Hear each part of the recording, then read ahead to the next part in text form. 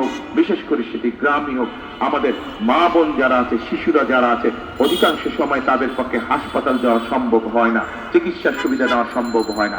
এই মানুষগুলো তাদের কাছে যাবে যে সকল অসুখ বিসুখ ঘরে বসে চিকিৎসা দিয়ে ঠিক করে ফেলা যায়।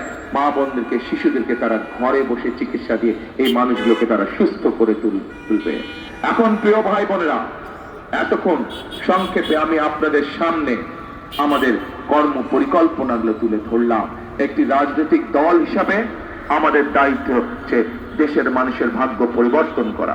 একটি রাজনৈতিক দল হিসাবে আমাদের লক্ষ্য হচ্ছে দেশকে সামনের দিকে এগিয়ে নিয়ে যাওয়া। একটি রাজনৈতিক দল হিসেবে আমাদের দায়িত্ব হচ্ছে দেশকে সঠিকভাবে পরিচালনা করা যখন দেশের মানুষ আমাদেরকে দায়িত্ব দেয়। সেই জন্যই আমরা আমাদের কর্ম পরিকল্পনা ঠিক করেছি।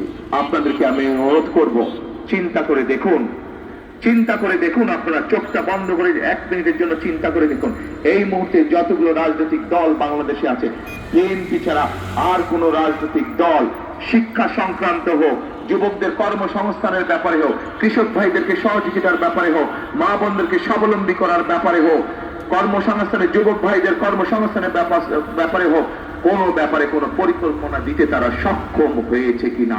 বিএনপি ছাড়া কেউ কোন পরিকল্পনা, বিএনপি ছাড়া সঠিক পুঙ্খানুপুঙ্খ পরিকল্পনা আর কোন রাজনৈতিক দল বাংলাদেশের জনগণের সামনে উপস্থাপন করতে পারে নাই। কারণ হচ্ছে একটাই, এই মুহূর্তে বিএনপি একমাত্র রাজনৈতিক দল যাদের অভিজ্ঞতা আছে দেশ সঠিকভাবে পরিচালনা করার, যাদের অভিজ্ঞতা আছে দেশকে কিভাবে সামনের দিকে এগিয়ে নিয়ে যেতে হয়, যাদের অভিজ্ঞতা আছে কিভাবে দেশের মানুষের ভাগ্যের পরিবর্তন করতে হয়।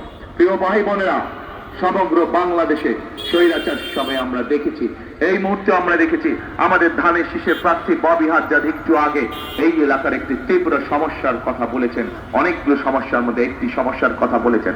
আমরা চাই সেই সমস্যা শুধু ঢাকা 13 নয়, সেই সমস্যার সমাধান করতে আমরা চাই সমগ্র ঢাকা মহানগরীতে, সমগ্র বাংলাদেশে। কি সেটি?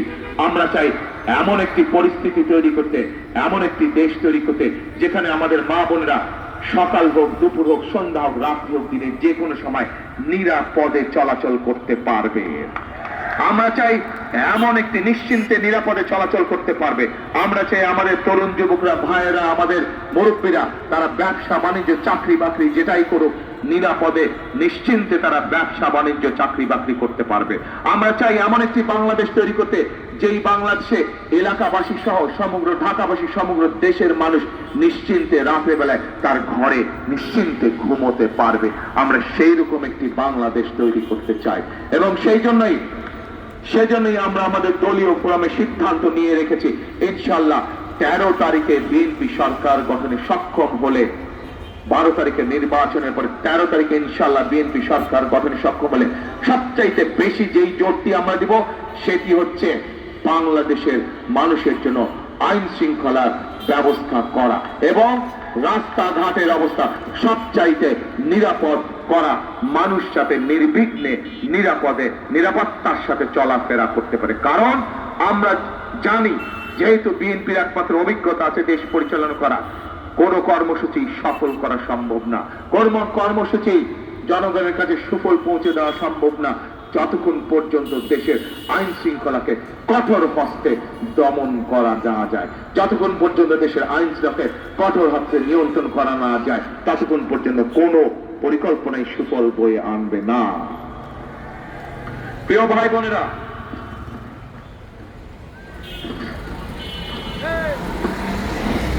আমরা